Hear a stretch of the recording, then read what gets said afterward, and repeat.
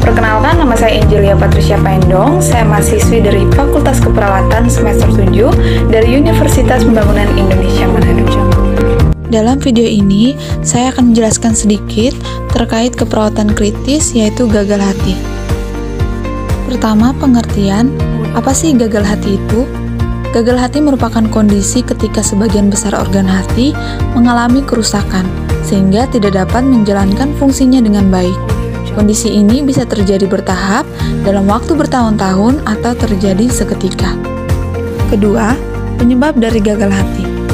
Gagal hati disebabkan oleh kerusakan pada sel-sel di organ hati. Sejumlah faktor yang bisa menyebabkan gagal hati adalah: pertama, sirosis, infeksi virus, kanker, penggunaan obat paracetamol yang berlebihan, konsumsi obat antiinflamasi, non-steroid, anti kejang, dan obat herbal. Kemudian kecanduan alkohol, penyalahgunaan nafsa, paparan racun, sistem kekebalan tubuh yang menyerang tubuh sendiri, penyakit pembuluh darah di hati, gangguan metabolik, reaksi tubuh atas infeksi berat atau sepsis, dan penyakit lainnya.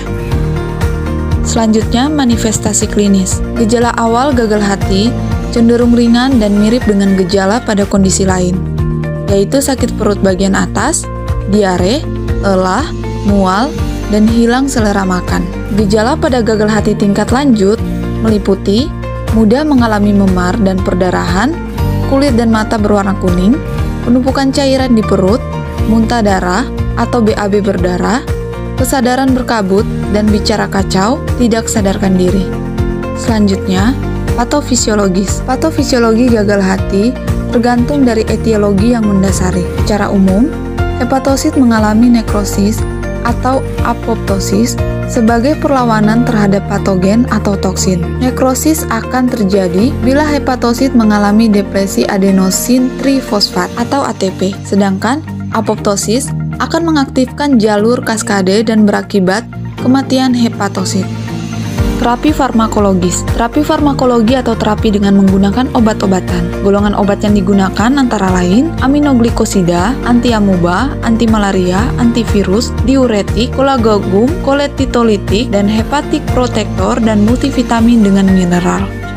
Selanjutnya, pencegahan. Pertama, primordial. Memberikan edukasi kepada masyarakat terkait pola makan dan hidup sehat, seperti banyak mengonsumsi sayuran dan buah, beraktivitas sesuai kemampuan, menjaga kebersihan, menggunakan obat penurun demam sesuai dengan dosis yang sudah dianjurkan. Selanjutnya ada pencegahan primer, melakukan tindakan berupa promosi kesehatan dan proteksi spesifik atau pemberian vaksinasi atau imunisasi, seperti vaksinasi hepatitis A dan hepatitis B. Kemudian, ada pencegahan sekunder, melakukan tindakan berupa deteksi dini atau mengetahui sedini mungkin penyakit gagal hati dan melakukan pengobatan yang tepat. Pemberian terapi farmakologi seperti obat aminoglikosida, anti-amuba, anti-malaria, antivirus, diuretik, kolagogun, dan beberapa obat terkait penyakit gagal hati. Dan terakhir ada pencegahan tersier, mengadakan pemeriksaan berkala atau sebelum dilaksanakan pembedahan, waktu pembedahan, dan pasca pembedahan. Dalam pencegahan di tingkat tersier dapat dibedakan menjadi dua, yaitu pembatasan ketidakmampuan dan rehabilitas.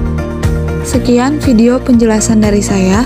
Mohon maaf bila ada kesalahan dan saya ucapkan terima kasih. Baiklah, untuk teman-teman dan adik-adik yang ingin menjadi seorang perawat profesional, tunggu apa lagi? Yuk daftar and let's join us di program studi S1 Keperawatan di Universitas Pembangunan Indonesia Manado.